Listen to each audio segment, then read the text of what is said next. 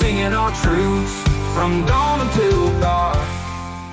Hey folks, thank you so much for tuning in to Horrible People Podcast. I'm Jen McDonald, and the horrible person that I am speaking with today is Travis Vader.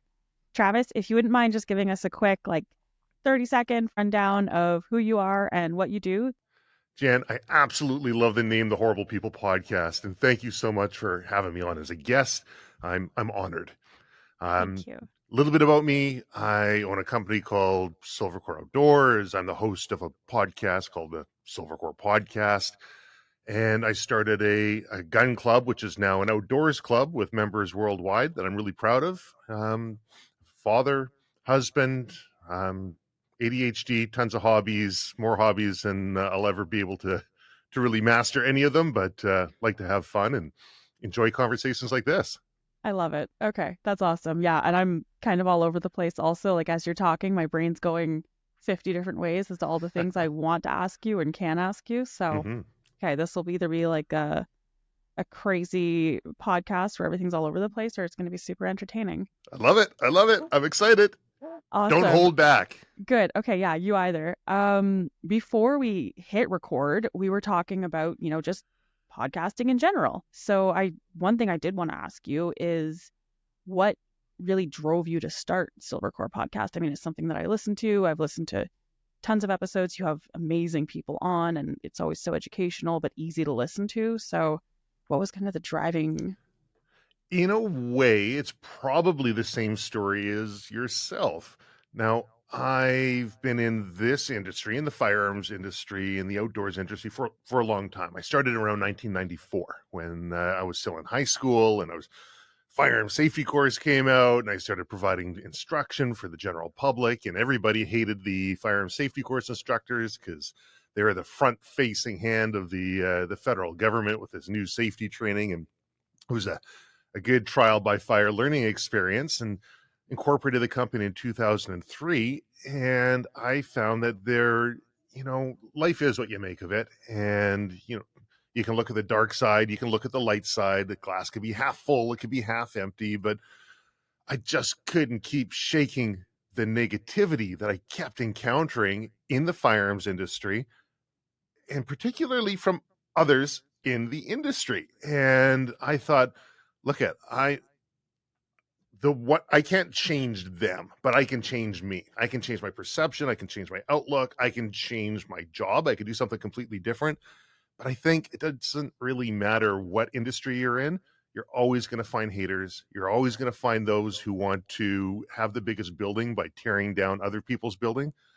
Mm-hmm. And I thought, is there a way that I can interject some positivity into this industry that I know and love, and both selfishly revitalize myself as well as try and change the narrative?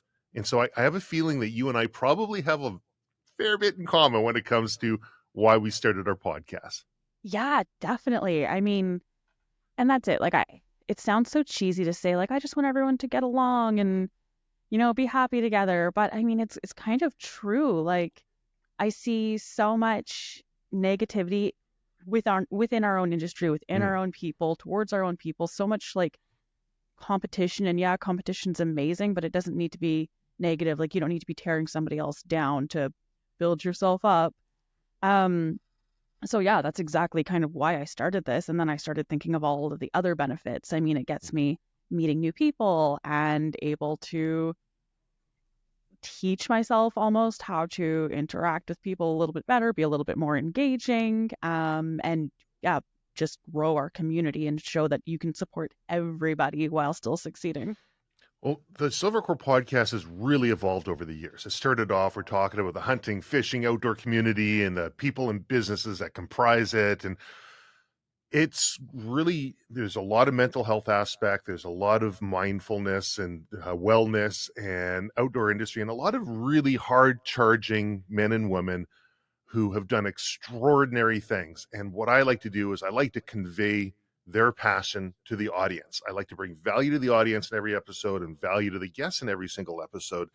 And when you're talking about the benefits of it, anybody listening to this who's ever thought about maybe stepping out and doing something like this, I'd say go for it. 100%. Yes. because those connections that you make, you're able to talk to people that normally wouldn't ever give you the time of day. And when you start recording yourself and you listen to how you talk, you're like, did I really say that? Wow, I really got to work on my ums and ahs, or maybe there's a better way I can come across. And it's a constant iterative process of self-improvement, which extends well outside of the podcast, because if I want to be good in here, I've got to be good outside the podcast as well. So I would say go for it and reach out to others in the industry that are doing it, because you'll be surprised. The ones that are trying to bring positivity would probably really like to see you succeed as well too. Yes, exactly. I feel like we don't even have that many outdoors podcasts out there, or outdoors channels or content or whatever. So there's plenty of room for people to, show up and make their own podcast about this, that, or the other thing. And And nobody has your voice. And that's the yes, biggest thing. and personality. That's it. I started this Silvercore company. Silvercore is a portmanteau of my grandfather, Silver Armino, my other grandfather, Cornelius Bader. Oh my One was a gosh. Vancouver police detective. The other one was an entrepreneur. And I took Silver and Core and I put them together. And I'm like, I don't want it to be called Travis Core. I don't want any part of me about this, because if I grow it and I want to sell this business, or I don't want it integrally tied to me. That too. But what I've learned over the years is, doesn't matter what you do, it's going to be integrally tied to you. And the less touch points that you have to yourself, the more other people can try and imitate, which is a great form of flattery, or steal, which I encountered over and over again. I thought, well, maybe it's time I started getting my voice out there. Wow. Okay. So you were having people steal like content or ideas? Yes. Oh, yeah. And it's an ongoing thing. I mean, it depends on how you look at it. Like oftentimes, if you have ADHD and your brain's going a million miles a minute, you probably have a whole bunch of ideas. Not all of them are going to be great, right? Yeah. But you'd be surprised at how far a non-great idea can go, especially if you treat it as an iterative process. Just like you were talking earlier about, hey, I started off this podcast with a certain kind of feel to where I was going with it, but I'm thinking about changing it. And if you're adaptable and able to change, you're going to be able to make anything happen. Really, you can accomplish anything, whether you look back afterwards and say, did the ends justify the means? Like, what did I have to give up to make this happen? How much work did I have to put in? Would there have been a better way? Well, maybe, but the can I make it happen is never a question. Yeah, absolutely. That's the thing. I think that, nothing worth doing is going to come easy. You have to work really, really hard for, what you want, and it's not going to be easy, and you're going to fail, and you're going to look silly sometimes. Like I've definitely posted stuff where I look like a complete idiot, but I'm like, oh, whatever. Like I'll just, learn from it. And like you were saying with the ums and ahs, I mean, I'm even for my own like actual full-time job outside of this with CSAAA, I have to do a lot of, public speaking or government speaking, and I want to be better at that and catch the ums and ahs. So, it all just kind of comes together and works out, and there's no downside. Yeah, if you go through the first few episodes of the Silvercore podcast, you're going to find that neither myself nor my guests have too many ums or ahs. I mean, you'd think that we're pretty good speakers, but I spent hours and days scrubbing through the audio, and I treated it as a process of trying to learn the software, because I had no idea how to use any of this stuff, right? And maybe in time, if I didn't want to be spending days scrubbing it, then I will learn how to speak better. So I still have ums and ahs now. I leave basically everything in unless there's something that's going to be kind of compromising to the individual. Okay. And even then, sometimes I say, do you really want this in here? I think Kyle Lamb was a good example of him.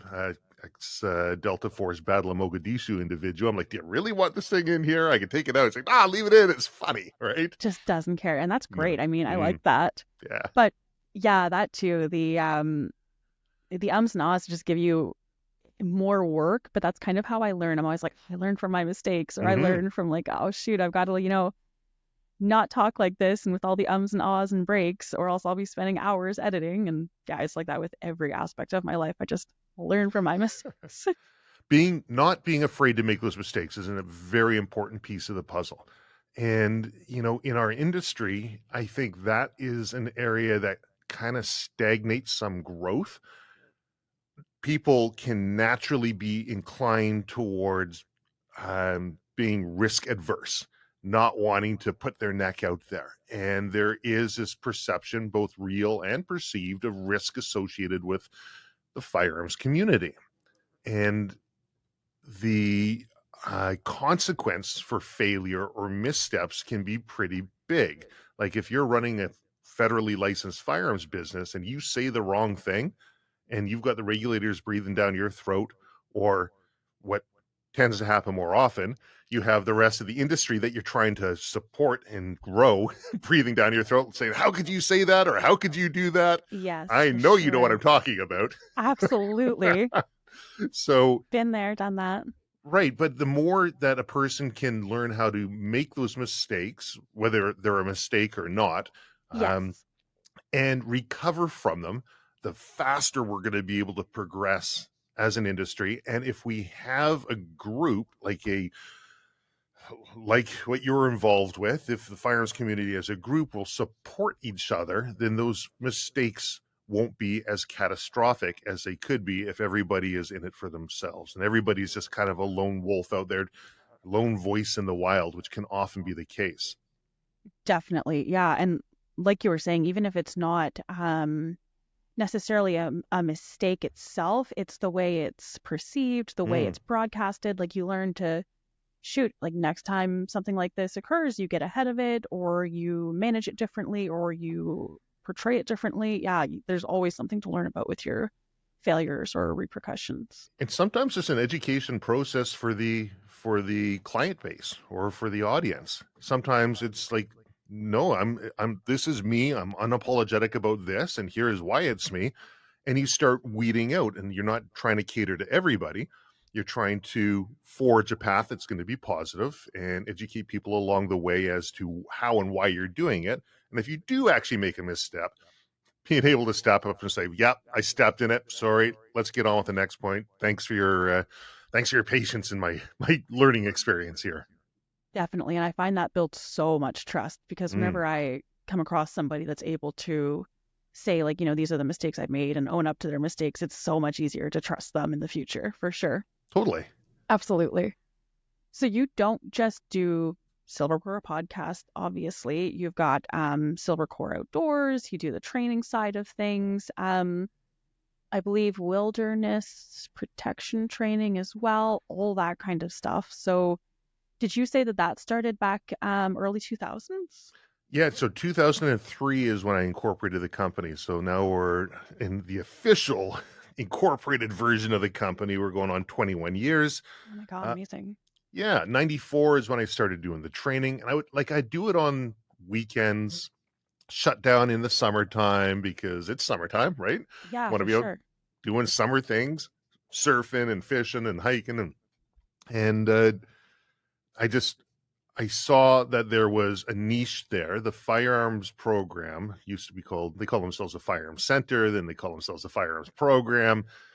Actually, originally their website was CanadaFirearms.com, and a fellow I know bought the domain firearmscanada.com Oh, okay. and Yeah. bled off all of that traffic. And it was a pro firearms site, buy and sell. And he Amazing. ended up selling that thing to me for about a dollar. And so I had that business, and I had this idea. I wanted to be a police officer, went through the written test, came top of the class, or so they tell me. I don't know if they tell everyone that. Third place on the physical intake, but my excuse was that I had cracked my kneecap a few months earlier, and Jeez. I could have done better, and made it so far. And they said, "You're young. You're like 20, 21 years old. We like you, but come on back when you have more life experience." So I said, "All right, I'll start a business. I'll turn what I'm doing on the side into a business. And when that fails, that'll be good life experience." but I just don't have the personality type to let things fail. I was And gonna I say would it just never failed. no, and I push against all odds. And the firearms program said, Travis, you've taken something which shouldn't have been a business and you've made it into the business, and we don't know how to deal with you. And we don't know how to deal with this. And there were, I, from my understanding, from what they've told me, Silvercore was the first company that took the Canadian firearm safety course and actually ran it as a proper business with employees and office staff and classrooms Hey. and sort of set a model and template to move forward from. Now, I didn't invent the question mark. I just kind of pushed something a little further forward that was kind of already there. And the client base said, we want more. How about hunter education training? How about live fire training? How about, and then it's ended up doing firearms repair and maintenance for BC, Alberta, Saskatchewan, Manitoba, Ontario for a large multinational armored car company. Basically, every armored car company in BC at one point was doing all of their gun plumbing for. And Oh, um, cool. I guess a piece I left out was before Silvercore training, I had Silvercore Gunworks and was doing gunsmithing for every Joe Blow out there. So Oh, really? yeah, so And were kind you of doing, yeah. sorry, were you doing the repairs yourself or did you like hire in?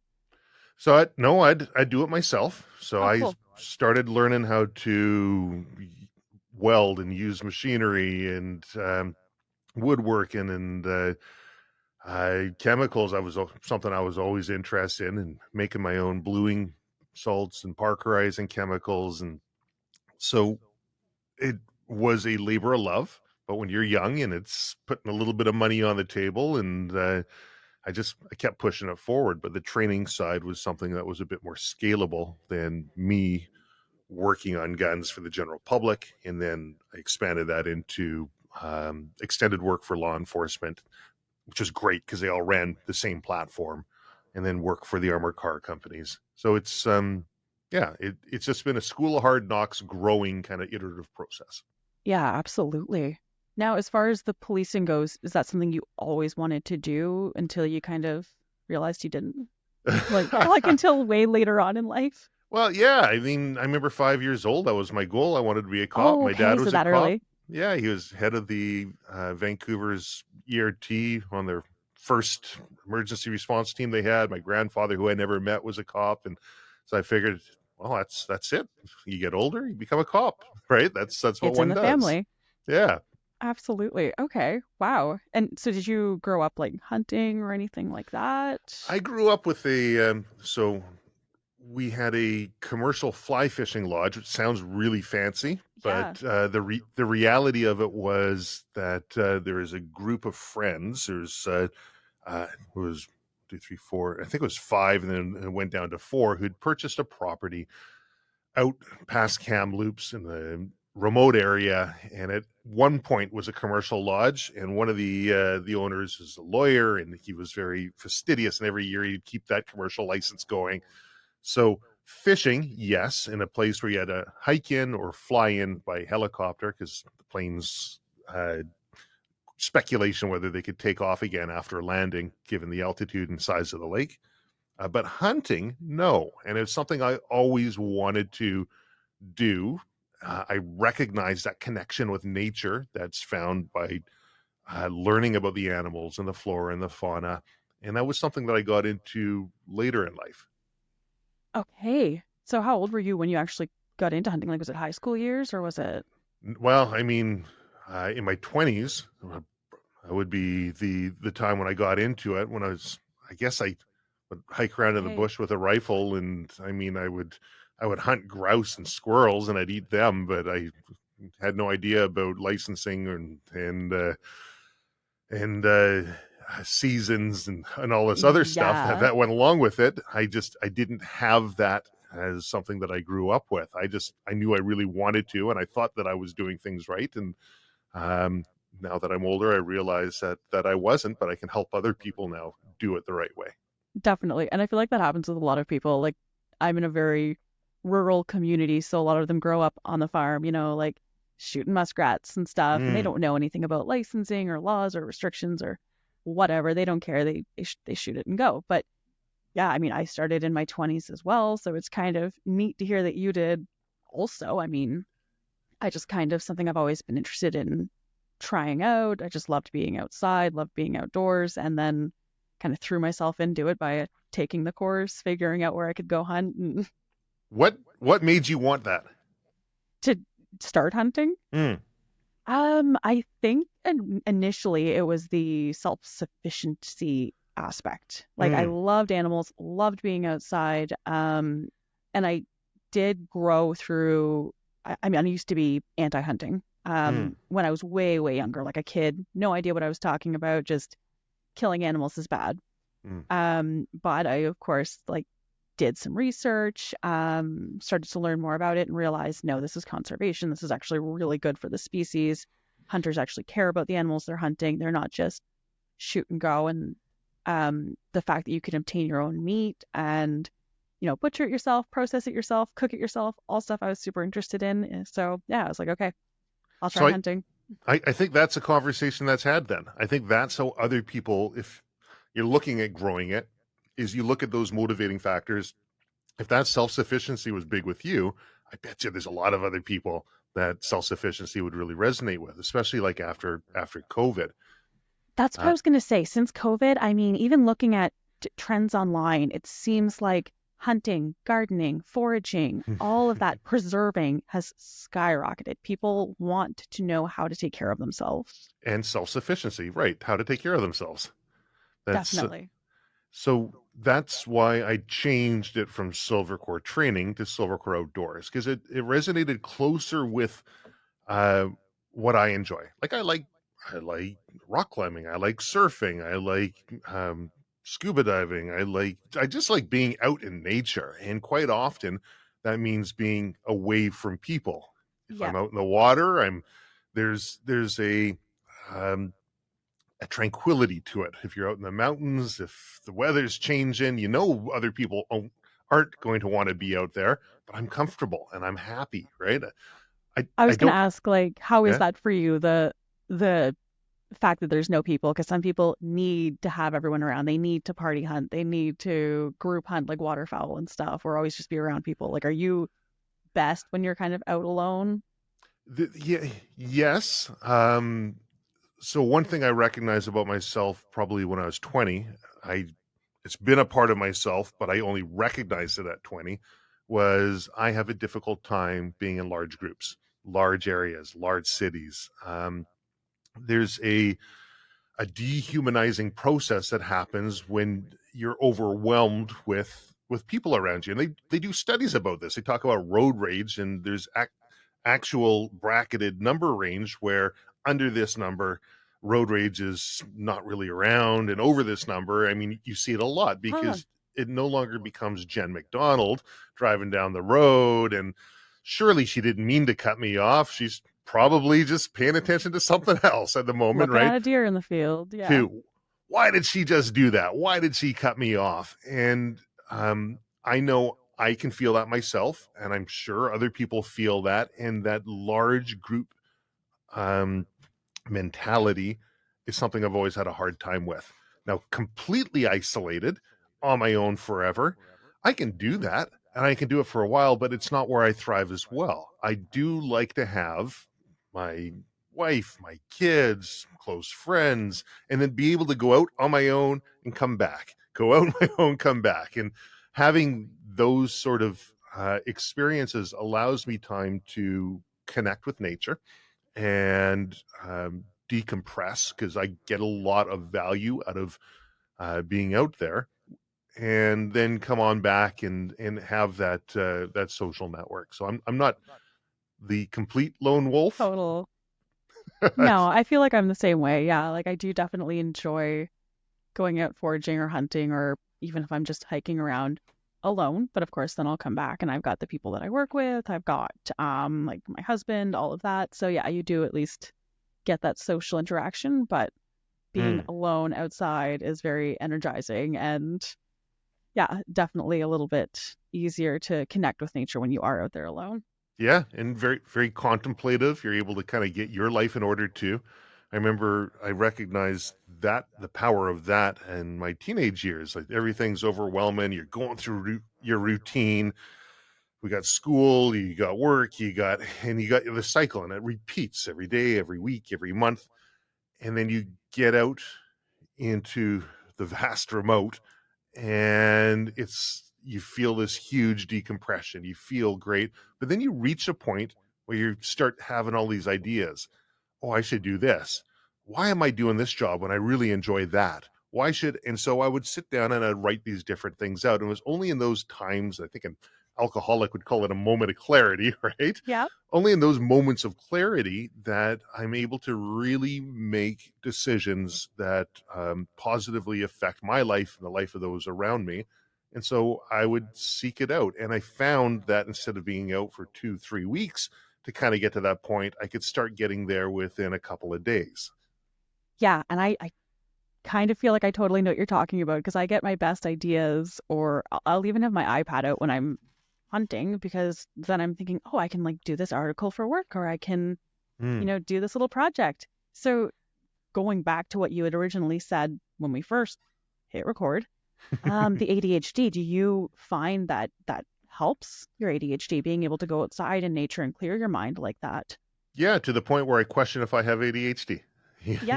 I was diagnosed with it having severe ADHD when I was in grade 3, re-diagnosed by many different doctors over the years.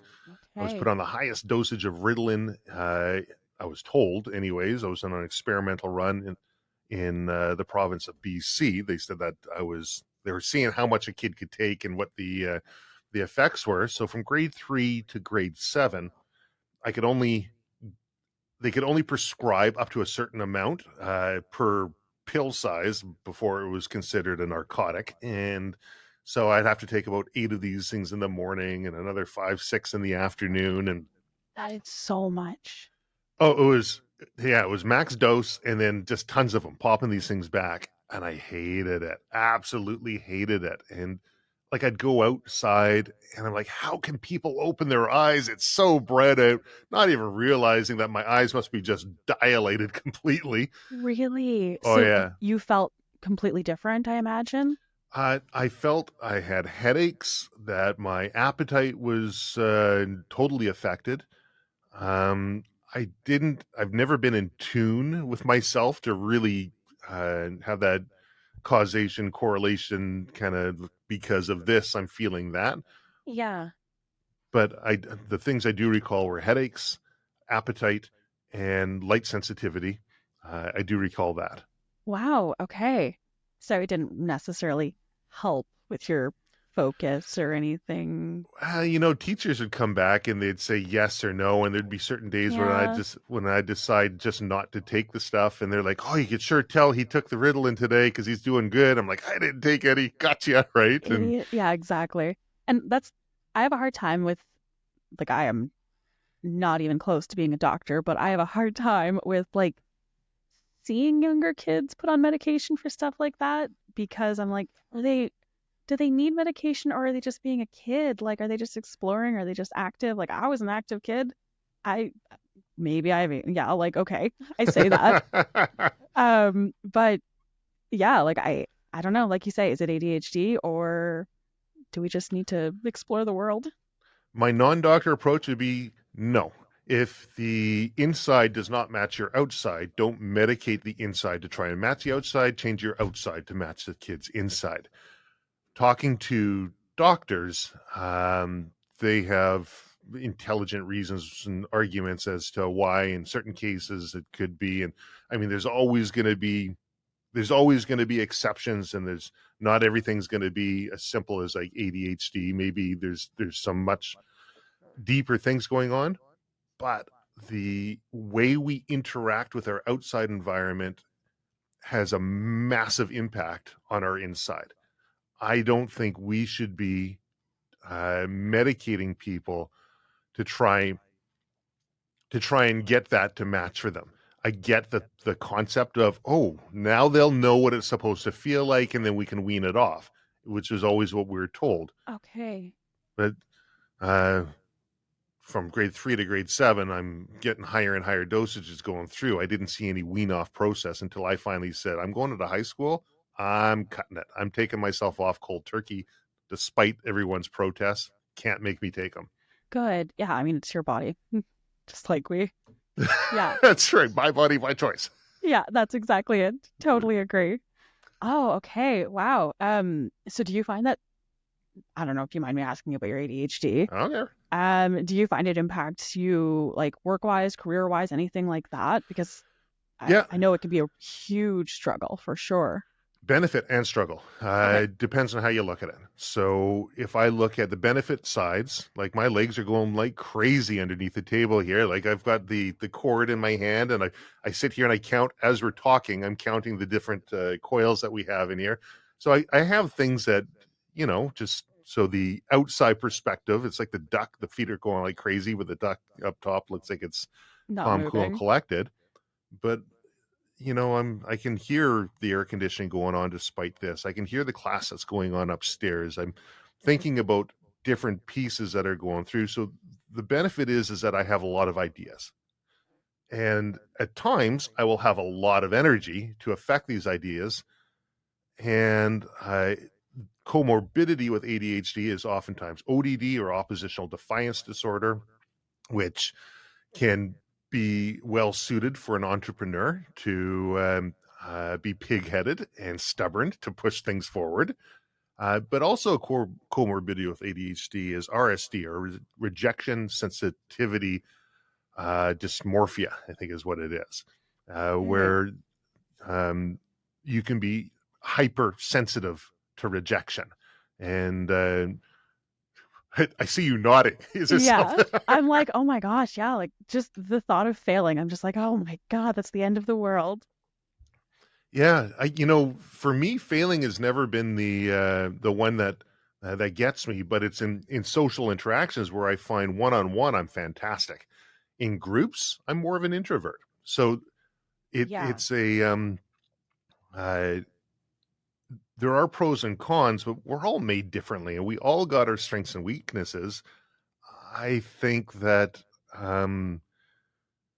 I think despite all the difficulties that come with ADHD, I wouldn't trade it for anything, because it provides me a perspective that I wouldn't have otherwise.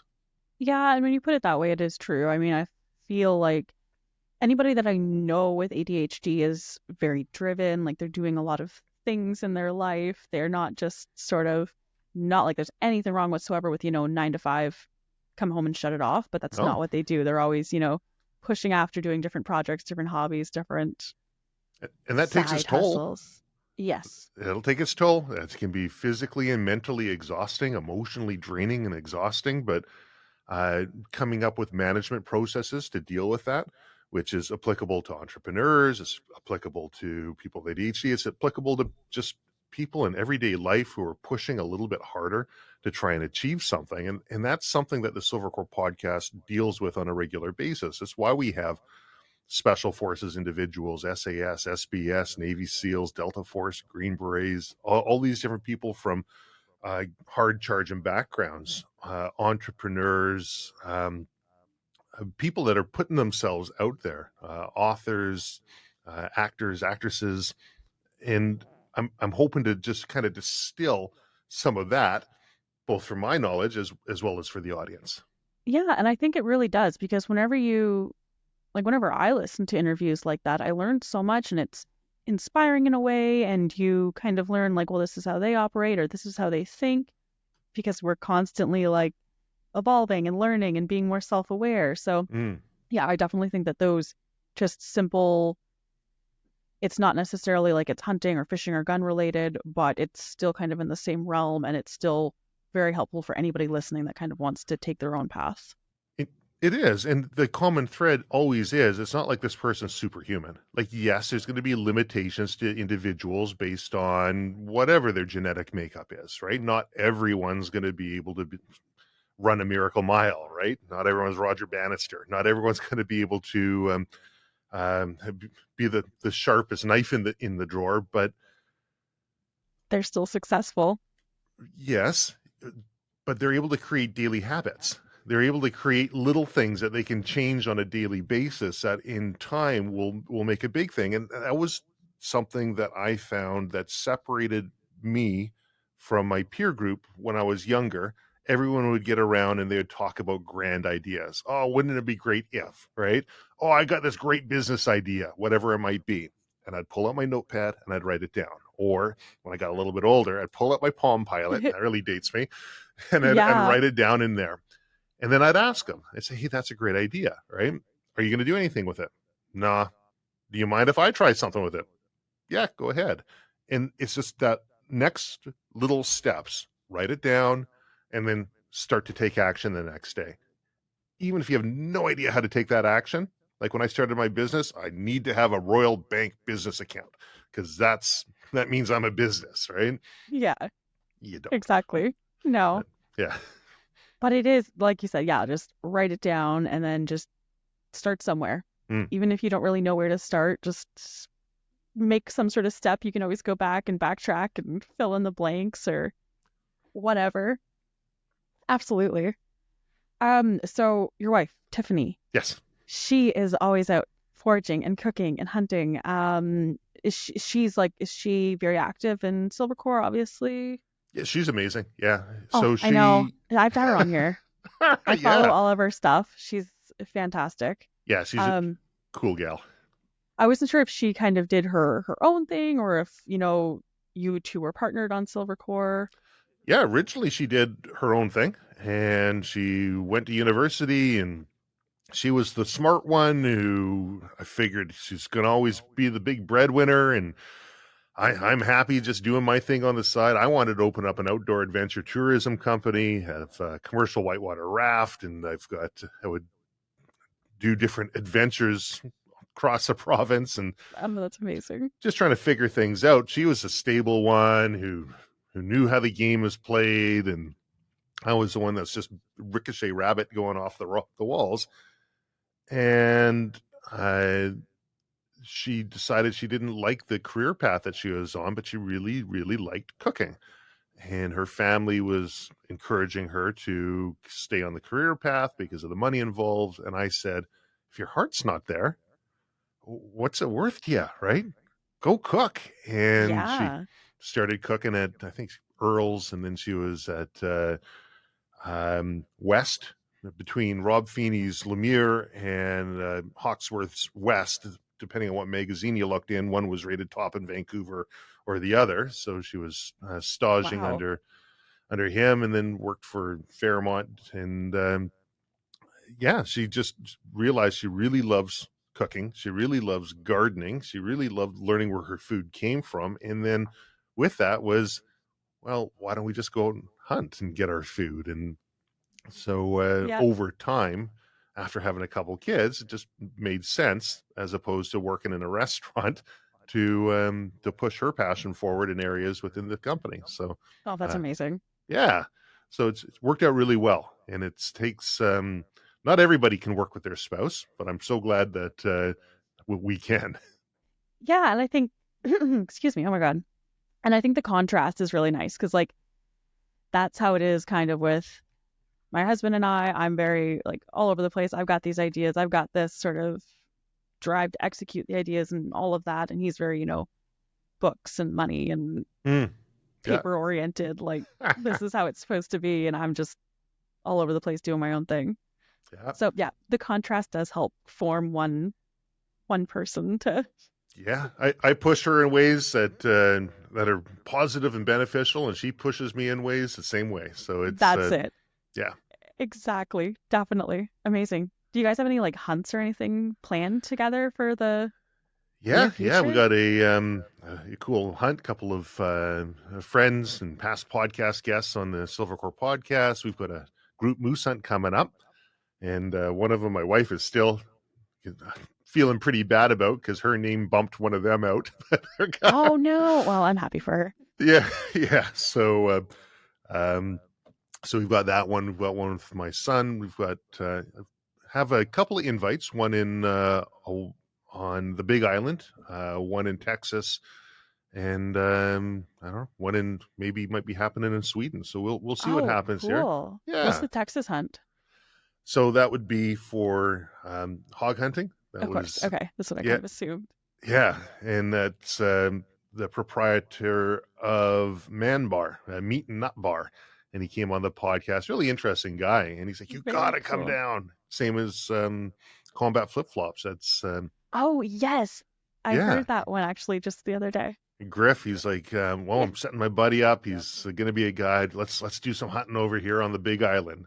And Oh, that's that's, awesome. I think, the massive value to a podcast, because I don't monetize mine, but these connections you make with people, the connection I'm able to make with you now that you have Starlink and we can actually have a Yeah, I conversation. know. Oh my God. Not sponsored by Elon Musk, but yeah, this is Yes. so much better. Oh, well, that's what I was going to say also. I have to re-record so many of these Mm. episodes with people because they were choppy and it's just so hard to talk whenever there's a freaking 20-second delay between each You person. you were some work. If anyone here is listening to the Silvercore podcast where you were on it, I think it's one of my only ones that's audio only, and I Oh, there is some editing to make that one work and flow. Thank you for getting a proper internet connection. yes. Oh my God, it's about time. I felt so bad after that podcast because I felt like I was really stuttery and didn't really know what to say. Especially since I had just started with CSAAA. So I'm like, well, like, I don't know what to talk about and like what I can talk about, what I can't talk about. And then the internet connection was just like out of control. I don't know how you managed it. You should have just been like, okay, we're not doing this. Oh, I just prayed that it would all work out in the cut afterwards, and it did. I mean, it did, absolutely. But yeah, for sure. I feel like that was a lot of work. Hey, but you're worth it. And in fact, that was 2 separate times I think that we tried to make that work on that one, wasn't it? It was, absolutely. But you make time and you put the effort in for things that are worthwhile, which Yeah. you are. Oh, well, thank you. I appreciate that. This was yeah, definitely a good chat for sure. Well, can I chat about the Horrible People podcast? I would love that. Absolutely. Okay, so I get a sense why you started the Horrible People podcast, and you can correct me if I'm wrong, but firearms owners are oftentimes considered horrible people by those who are unaware outside the firearms community, and likely because that's quite often how we're portrayed in the media. Am I on the right page? Am I on the right thread here? You are. And nothing opened my eyes to that more than watching how certain politicians talked to people that were professional representatives of the hunting and firearms community in the House of Commons or in debate, when we were just advocating for our rights and simply explaining, not our rights. I don't want to start that.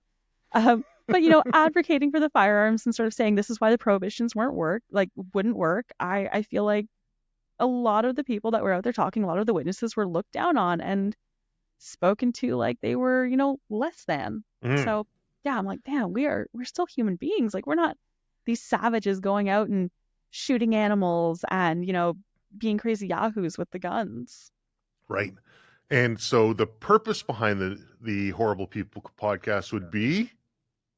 I want to show people that. I mean, I feel like through conversations like this, people learn more about the people behind the gun and the hunting accounts and behind, they see the pictures of people smiling, holding up a dead deer. And I see that all the time. They're like, how could you be smiling at a moment like this? Like, this is disgusting.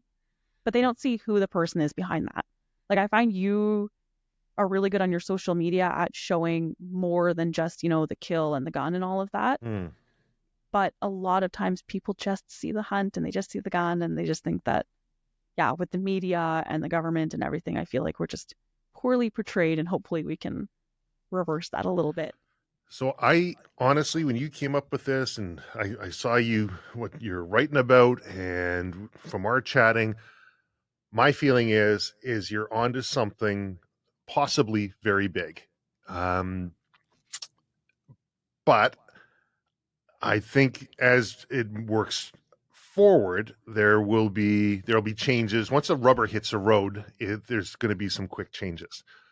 My concern would be that people get stuck in a victim mentality, right? They're like, oh, poor us. And they'll start relaying all the negative things. And when you asked me earlier about have there been times that people have tried to use it, I kind of diverted off because there have been times, but it's generally based on two things, and that's going to be money or power, right? Or perception of money and perception of power, and how can they use that in order to further their own ego or power or their earning capability. And so outside the firearms community can use negative stereotypes to further their own political agenda and their own cause, not necessarily because they believe in it, but because it can paint their opponent into a position where they now have to explain or wear a position which looks otherwise unfavorable. Inside the community, people will use that as well to try and further their own means. And I don't know if everybody actually realizes the extent that people will do that to you. Maybe they're so afraid of losing their firearms or losing their ability to go to the range or hunt that they will start clamping down on everybody else around them, say, you got to follow the rules and then some and our new rules. And Yes. so, No, I'm glad you said that for sure. About the victimization also. I mean, I feel like we live in a world right now where not everybody, but so many people feel like they need to be a victim, and I don't know, they just always almost want to be like felt sorry for. And it's like, no, you're not a victim. Like, you're dealing with some shit. It's going to happen. That's what it is. You fight through it. So yeah, I mean, we can't just sit there and dwell on like, well, so and so made fun of me online and said these nasty things. So you just kind of, you know, push past that. Absolutely. so I think that the conversation, in order for it to be really pushed forward, we can't make the gun the conversation, because I think we're falling into the same trap as the people who would demonize the firearm. The firearm's got nothing to do with it, really. It's just an inanimate object that happens to be used by people who are hunting and trapping and farming and sport shooting and whatever it might be, but it's not about the gun. What you're trying to do with the Horrible People podcast, I think, is make it about the people. The only one point that I think might be a hindrance to massive success is the emphasis on the firearms community, because I Yeah. think then we're just preaching to the choir. And the only people who'd want to hear it are other people who are already interested in the firearms community. Whereas I think there's more than anything, there's a process of othering that's happening where we are being made to be the others, the us against them. And gun owners are not the only people out there who've been othered. And I think there's a lot of people out there. And if you say, hey, I'm Jen McDonald, I'm a firearms owner, I've been othered, and I'm talking with so and so today who's been othered for whatever their reason is, and creating an awareness campaign and model about what it means to be othered, how the media can other, how people can be educated to look out for different telltale signs if that's happening. Yeah. And now you've got a client base. Now you've got a prospective guest base, which spans the globe and all different races, backgrounds, whatever it might Everybody. be, and just telling their human stories. But each one, you're talking about, I'm Jen, I'm a gun owner, I've been othered. And it's just a process of building that. Yeah, absolutely. And I've been trying to think of ways to kind of expand that, because I don't want to just be preaching to the choir. Like, you see so many posts or podcasts or videos or whatever, and it's saying like, we're good people, but you're just telling it to other people that already know, like, yeah, I know we're good people. So that's it. I was trying to think. I mean, I'm like, the foraging, I never used to really share that. I started to share it to kind of drive in more people from the foraging, and then they'd Right. see more of the hunting. And I'm like, okay, well, there we go. So there's 'Cause that. But yeah, I like that idea, because it reaches such a broader spectrum of people. Because the conversation isn't about the gun, really. It's about, The why do you forage? misunderstandings Well, and that, yes, that too. self-sufficiency. Okay. Why do I hunt? Well, I want to know where my food's coming from. I'm concerned about what I put on my body. I want to connect with nature. Like, all of these different pieces of the puzzle are truly interesting and provide that perspective. Why do you sport shoot? Well, I enjoy the competition, but it's not about the gun. No, necessarily. exactly. That's it. I mean, the hunting is not about the gun. Yeah, I carry the gun. I appreciate my firearm because it helps me obtain food and it helps me sport shoot and all of that. But like you said, it's not the gun. It's everything. There's not a negativity against guns. There's a negativity against the like perception of what gun people are and how they use guns. And yeah, Yeah, and I think for a long time, I mean, the media perpetuates that. The just watching movies and how firearms are portrayed. I mean, a violent person's a violent person, regardless of what they're using. The it the gun in the hero's hand doesn't make him a hero, doesn't glorify him. The gun in the bad guy's hand doesn't make him extra bad. I mean, the hero would be a hero regardless of the gun. The bad guy would be a bad guy regardless of what it might be. exactly. And I think that's a hugely powerful thing that you're hitting on, because you got a fantastic name. I think that the premise of just being able to talk about people's life stories. I wrote you a mission statement too. Do you want to hear it? Oh yeah, that's so cool. It says, mission statement: horrible people breaks down barriers and fosters understanding by exploring the diverse lives and passions of individuals often misunderstood or misrepresented. Through engaging conversations, we challenge stereotypes, delve into the values, stories, and emotions behind the labels, and reveal the common humanity that connects us all. Oh my God, that is wild. I like Yeah, I that. don't know.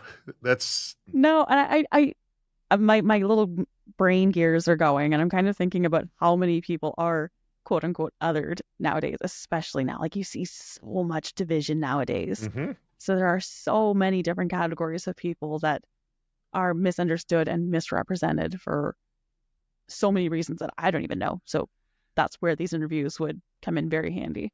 Yeah, and if we can start breaking down the reasons why people might be othered, right? Like what is it? I mean, some of it's going to be like a psychological tribalism. There's always going to be that. It could never happen to me and mine. It's going to be you and yours.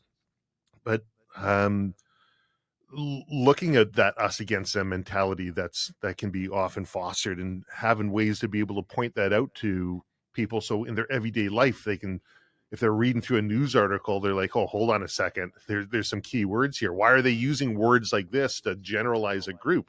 Why are they using inflammatory information? Why are they having these leading questions?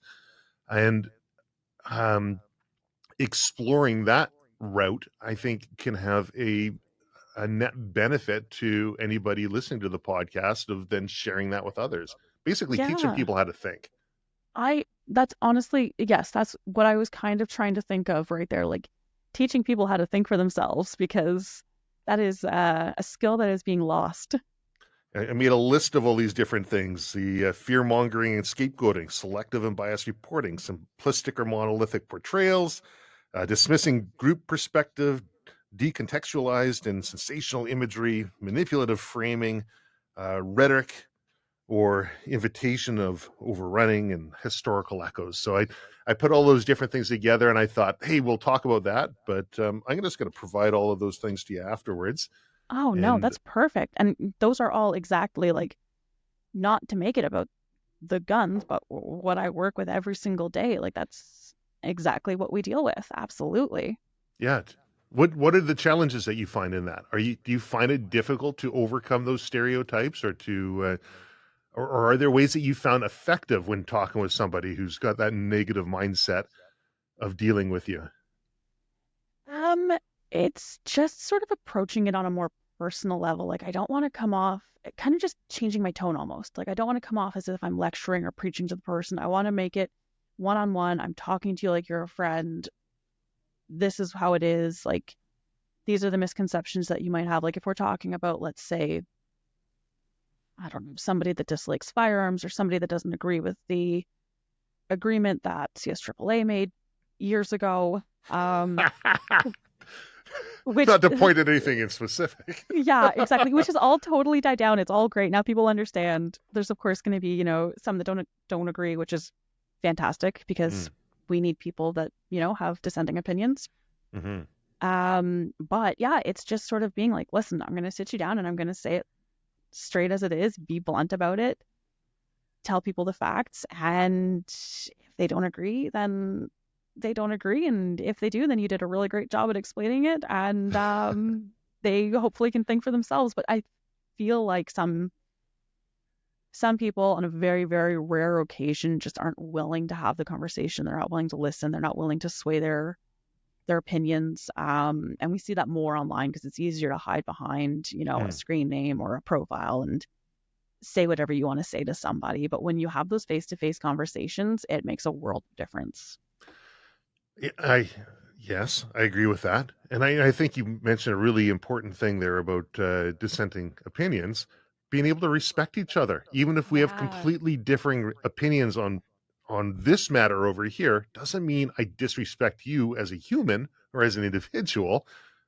I just don't agree with your position here. And I think And that that's is something lost. I deal with all the time, especially in this industry. I mean, since I started in the hunting and firearm industry about 3 years ago or 2 years ago, it's everywhere. We're such a wide range and variety of people. Mm, And I've never taken things personally enough to really be worried about, somebody else's opinion. So it's easier for me to just accept somebody else's opinion. mm. But that happens so much. Like you'll meet so many other people that work in this industry and they're like, hey, Jen, like I love what you're doing. Don't totally agree with this one thing, but whatever it is, what it is. And we both kind of still can work together, do our own thing. We're all working towards the same general goal. So Mm. yeah, it's no problem. Yeah, I think if people outline their North Star or their general goal that they're moving towards and make that a very positive, altruistic aspiration, something that they would like to achieve, and they don't deviate that from that as they move through, because they're not going to make everybody happy. There's always going to be No. people who figure there's a different way or should have been done in another fashion. But as long as we're able to communicate where we're going and why, the people who are looking by can say, yeah, I see why they're doing that. Maybe they're doing things differently to get to that goal, but they're not betraying that goal. That's the big thing. I mean, there's so many different groups, even in either a firearm community, hunting community, any sort of industry or community that there is. And each group has their own approach, each group has their own Mm, way of operating. And it's very clear against some of the major firearms groups that we see, like how they operate differently and how they have different goals, but they're all working towards the same like end goal. They all just want, a healthy firearms community and mm, healthy firearm laws that actually make sense. So yeah, I think we can just all kind of work together and respect that everyone's going to have a different opinion. And sometimes when people explain their different opinion, then your opinion changes. mm. Yeah, fair enough. And I don't know if we're ever going to reach a point where our firearms communities will work together.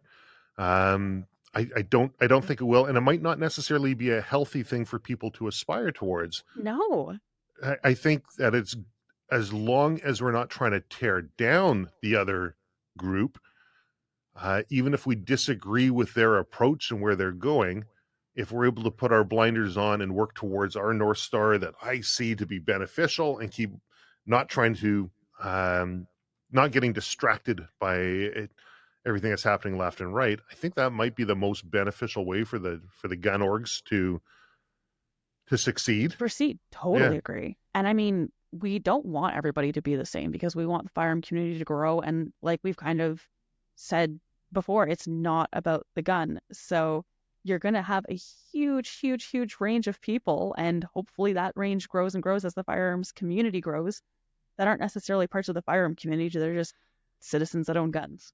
Yeah. And I think there's going to be a group that just loves their guns from a cold dead hands, loves me guns, Yes, right? Okay. You, totally. you don't have to talk to them about firearms and all the rest. There's going to be a group that hates them, and there's no convincing otherwise. But the mass majority of everyone, I think, would be indifferent. And I think if they're Definitely. educated as to how they're being manipulated in order to achieve different means by the othering process that happens with firearms or anything really, I think those indifferent people will stand up and say, well, hold on a second, this isn't right.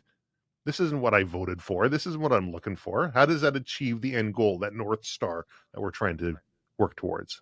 Yeah. And I think that's something that a lot of people don't either don't realize or maybe don't think of is that the vast majority of people do not give a crap about the guns and the hunting. Sure. They don't think about it, but they, like you said, could be not even persuaded, but like if it comes down to a vote or to supporting a certain political party or whatever, at least they'll be educated enough to make their own educated opinion instead of being asked, like, do you support guns or not? They wouldn't just say, no, because they see on TV like guns are bad. If it comes to a yes or no opinion, then they'd be able to decide, like, yeah, I'm fine with people having guns. I'm fine with hunting. Even if they, for the most part, don't care. Yeah, I agree. Yeah, and I like how that kind of comes back to this podcast of the othering, because the masses don't care. So why are they going to listen to a podcast that's focused on firearms and hunting to learn about what? Like, I guess they wouldn't understand that it's about the person. Yeah, I mean, there's tons of othering that happens, whether it be by race, sexual orientation, COVID. I mean, there's a really recent prime example of othering that happened and how that's portrayed in the media and how people can be manipulated. And you ask yourself why, and it's always for a good means. Like you wouldn't want somebody to spread disease, would you? Like, are you a disease spreader? Exactly. It's like, Jen, you're a turkey hunter. I mean, holy crow, look at the massive firepower you're going against these poor defenseless little turkeys. And don't we have farmers who are government regulated to keep diseases out? I mean, this avian flu that could be going around, and like, why are you putting your family and everyone else at risk by, and the same thing could be done for golfing. Same thing could be done for literally everything. Yeah, absolutely. Speaking of turkeys, are you getting out for turkey someday soon? I don't have it on my agenda because it's pretty packed right now. Next spring, yes, but for the fall, I don't have it on there. It's spring turkey is way better anyway. Yes. So spring, yes. Fall, probably not. Okay, nice. I know that, last time we talked, I think maybe it was like 2 years ago when I did that podcast with you. I think we were trying to talk a little bit about the turkey hunting and all of that. Yeah, because you're one heck of a turkey hunter, and I enjoy it. I am like pretty brand new at it, and so it's a lot of work, it's a lot of effort for a very little bit of meat. But holy crow, is it ever nice out! And it's so exciting to hear that like gobble thundering through the woods. Oh, yeah, totally. Okay, amazing. Well, thank you so much for coming on here and having this conversation with me. I'm going to have to try and bother Tiffany to come on because I'd really love to pick her brain about everything. 100%. Side of it. 100%. Jen, thank you so much for having me on the podcast. I really enjoyed this. Oh, actually, before I let you go, can you please plug where people can find you? Online, everywhere? Silvercore.ca. That's Silvercore Outdoors on Instagram. Bader.trav would be my personal one on Instagram. But really, Silvercore.ca is the easiest one. We're on YouTube and a few other places as well. But yeah, and of course the podcast. Yes, exactly. Yeah, and I think the website's got all of your links and all of your connections and everything there. Yeah. So, yeah. Right awesome. Thank you. Well, thank you so much.